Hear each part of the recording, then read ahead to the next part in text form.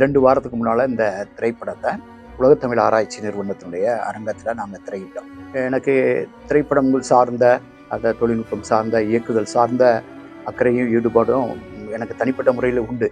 19-20 அந்த விவேசினி அப்படிங்கிற படத்தை எடுத்திருக்காங்க.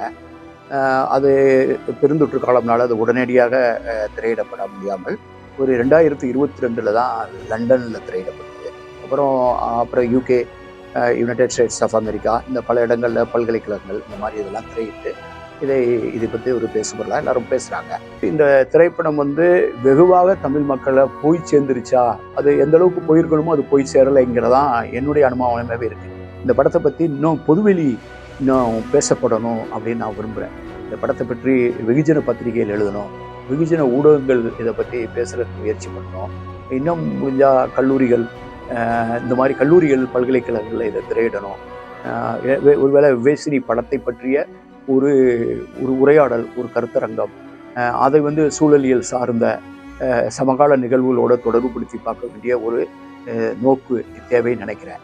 இதை கொண்டு செல்ல வேண்டிய அனைவருடைய கவனத்துக்கு கொண்டு வருகிறது நம்ம எல்லாருடைய கடமையாக நினைக்கிறேன்.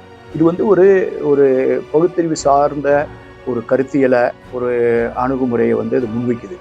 ஆனால் அதே நேரத்தில் இந்த பகுத்தறிவு பேசுகிற இந்த ஒரு படம் ஒரு பிரச்சார படமாக இல்லாமல் அதை நான் பகுத்தறிவு பேச போகிறேன்னு சொல்லிட்டு அறிவிச்சுட்டு பேசாமல், அது கதை சொல்லப்பட்ட விஷயத்தில் நிறைய அமானுஷ்யமான விஷயங்களும் அந்த திரைப்படம் பார்க்கும்போது நான் பார்த்தேன். ஃபியர் ஆஃப் அன்னோன், அறியாதவை குறித்த அச்சம்.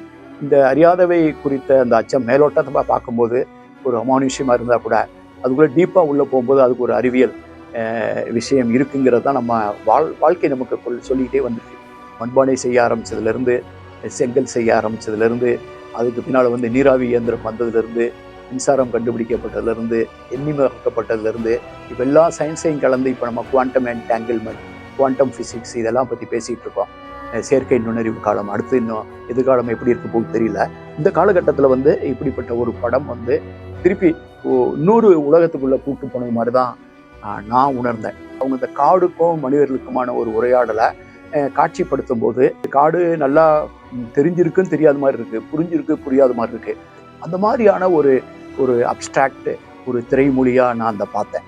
ஆனால் எனக்கு ரொம்ப வியப்பானது, இந்த மாதிரி ஒரு படத்தை, இந்த மாதிரி ஒரு பின்னணியை எடுக்கிற மாதிரியான துணிச்சல் ராஜகோபாலன் தான் எப்படி வந்தது, இதில் எப்படி இந்த மனிதர்கள் ஈடுபடுறாங்க அப்படிங்கும்போது தான் இந்த கதையை நோக்கி அவர் செஞ்ச பயணத்தையும் நான் பார்த்தேன். இதை படிக்கும்போது தான் எனக்கு நிறைய புதிய தகவல் கூட கிடைச்சது. நான் அண்மை காலங்களில் ஒரு திரைப்படத்தை பார்த்து இவ்வளவு நேரம் நான் அதுக்குள்ளே யோசித்ததோ அதுக்கான நேரத்தை செலவிட்டதோ கிடையாது. ஒரு அமானுஷ்யம் நம்ம நினைக்கிற ஒரு விஷயத்த அதை ரொம்ப நோண்டி பார்த்தா அதுக்குள்ளேயே ஒரு அறிவியல் உண்மை இருக்கும். அந்த மூட நம்பிக்கைன்னு நம்ம நினைக்கிற அமானுஷ்யம் நம்ம நினைக்கிறத இன்னும் நீங்கள் சயின்டிஃபிக்காக நீங்கள் உள்ளே போய் டீகன்ஸ்ட்ரக்ட் பண்ணால் அதுக்குள்ளே ஒரு டீப் உளவியல் ஒரு லேயர் இருக்கும். ரொம்ப கவனமாக கையாள வேண்டிய ஒரு ஜானர் இது. நீங்கள் கொஞ்சம் தவறுனா அது ஒரு இழுத்து போய் ஒரு முட்டுச்சந்துக்குள்ளே நிறுத்திடும். இந்த படத்தை பார்த்ததுங்கிறத விட உணர்தல் அப்படிங்கிறது தான் ஒரு படத்தினுடைய வெற்றி நினைக்கிறேன். அந்த படத்தை பார்த்தேன், உணர்ந்தேன், பேசுகிறேன்.